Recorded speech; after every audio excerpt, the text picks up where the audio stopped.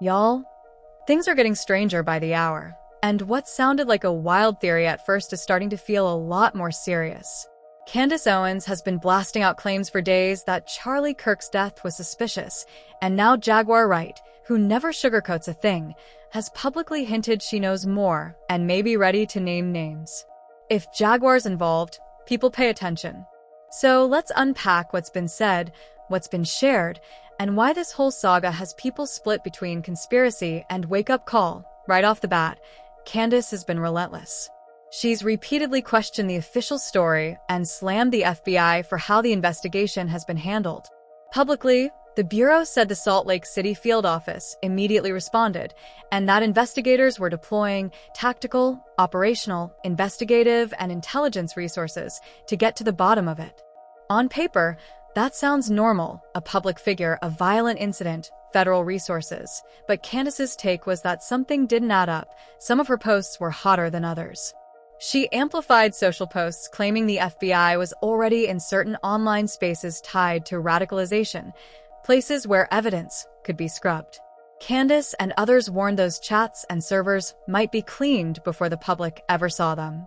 That's the kind of claim that gets people labeled a conspiracy theorist, but it's also the kind of procedural concern investigators must consider. Digital trails can vanish fast, and the timing of disclosure matters. Now add Jaguar right into the mix. Jaguar has a reputation for being blunt, fearless, and not afraid to call people out. Her hints that she's ready to drop names reverberated across social feeds and had fans and skeptics alike leaning in.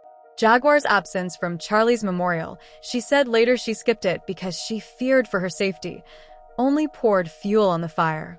If a witness or insider is scared to show up publicly, people assume there's a reason. Candace didn't stop at distrusting the feds.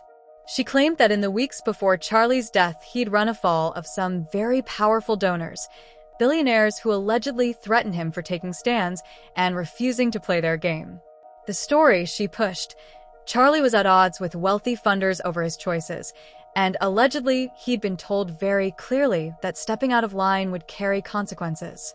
Those are explosive allegations. Billionaire pressure, donor withdrawals, and raw intimidation are exactly the kinds of things that make a lot of people uneasy. On the formal side, the FBI has said it hasn't ruled out that others may have contributed to the suspects' radicalization or aided them. Agents reportedly pursued chat logs, dark web activity, and online affiliations to trace how the alleged assailant became radicalized. A Bureau source framed their mission as exhaustive. No stone should be left unturned. That statement was meant to reassure, but to some it looked like words without the transparency people wanted. Candace responded the only way she knows how, loudly and skeptically. She said the public was being spoon-fed a narrative that didn't match what insiders were saying. She called for the release of digital logs, donor correspondence, and security footage, anything that could confirm or deny the idea of a coordinated effort. She also accused the Bureau of protecting powerful interests rather than pursuing truth. That charge is incendiary and will keep the rumor mill roaring until something definitive emerges. Here's the messy reality. Much of this story is being driven by social media currents, selective leaks, and people demanding answers before investigations finish. That combination amplifies conspiratorial thinking while also pressuring institutions to be more forthcoming. If there are real documents, messages, or whistleblowers, they'll either validate the doubts or shut them down, and either outcome will change public opinion dramatically. For now, everyone's watching Jaguar, waiting to see whether she really does name names. If she produces concrete evidence, the conversation will shift overnight.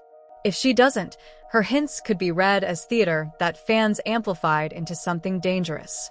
In the meantime, Candace's calls for openness have forced the FBI and the press to reckon with how much to disclose. And when I'm not endorsing any claim here, not the billionaire pressure theory, not FBI complicity, and not the idea of a coordinated cover-up. I'm relaying what's loudly being said in public forums: suspicion, fear, accusations, and promises of more revelations. Take it all with caution. Let investigators do their work, but insist on transparency and accountability so the truth can come out and people can stop guessing. Watch for real evidence, credible documents, or witness statements before drawing hard conclusions in this case. I said, there is no way we are going to this event now. There's a 0% chance. First and foremost, why are you saying invite? Anybody can go to it. You just buy a ticket to the event, and you're all working to try to get me to confirm that I'm going.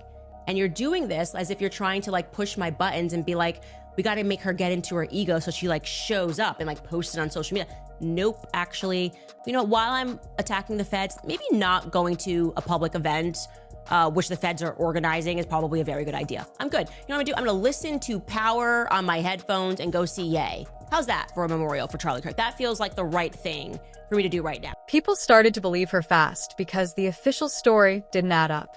For starters, the suspect's grandmother insisted he'd never fired a gun and had no motive to unalive Charlie. She kept saying she'd watched him grow up, that he didn't hunt, didn't own firearms, and there was no way he could be violent, not just as his grandma, but from knowing him. That contradiction alone made folks raise their eyebrows. Then there were the leaked texts the feds released, supposedly messages between Tyler and his roommate. They read like a confession written for investigators, precise details about the shooting, engraved bullets, and even exactly where the weapon was left. To many online, the texts felt staged, fake AF, too neat to be genuine. Instead of closing the case, those messages opened a lot more questions. When the numbers and the narrative didn't line up, people started thinking Candace might have been onto something. That's when Jaguar Wright stepped in. On her podcast, she publicly backed Candace and claimed the government was hiding critical information. Jaguar flat out said this isn't about preserving an investigation's integrity. She believes it's about shielding powerful people who might be implicated. That shift changed the tone of the conversation. What had been dismissed as conspiracy chatter began to look like a legitimate demand for transparency. Why were key details inconsistent? Why did the supposed confession seem suspiciously convenient? And who stood to benefit from steering the story a certain way? Jaguar's involvement amplified those questions and gave them a louder platform. Whether any of it proves true remains to be seen. For now, the combination of the grandmother's testimony, sketchy-looking texts, and whistleblower-style hints from outspoken figures has left the public uneasy and demanding answers rather than accepting a tidy explanation. Supporters are calling for full transparency, release chat logs, surveillance footage, donor records, and reports so the public can judge for themselves. Until then, skepticism will keep spreading and social feeds will stay alight. It's clear we're not getting all the information. It's clear something's off here. The first person, the old man, I don't even know why he was grabbed, but he was grabbed and his picture was fondled out. And then there was someone else who was a person of interest, and that didn't work. And then we got this guy.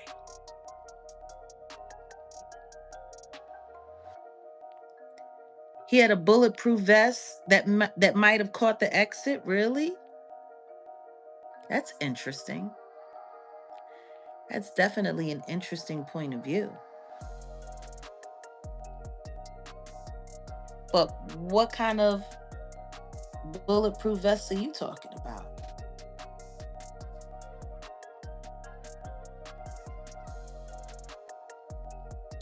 Because usually bulletproof vests, they cover your front, they cover your back.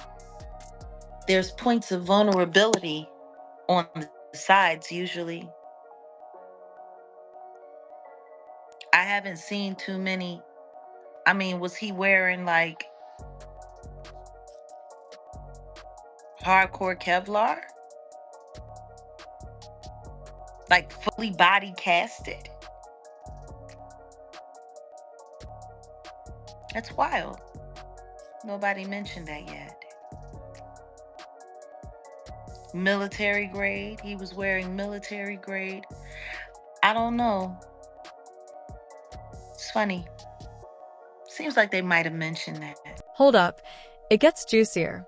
A guest on her show dropped several intriguing points that turned heads immediately. But I don't want to even get into the whole thing with the GUN being dismantled, the guy jumping off of the roof without the, weapon.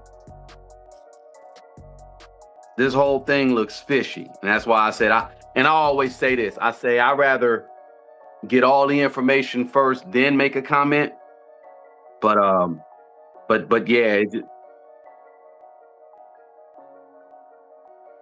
it's just real fishy.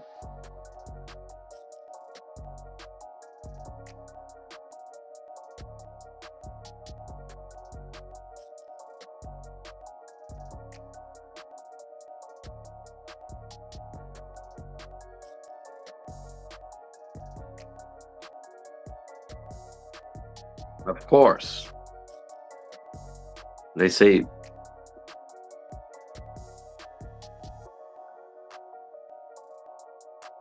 We have a right to question the validity of it. And it's got to pass the smell test. There's something wrong with all of this. And everyone is starting to pick it out piece by piece, thread by thread.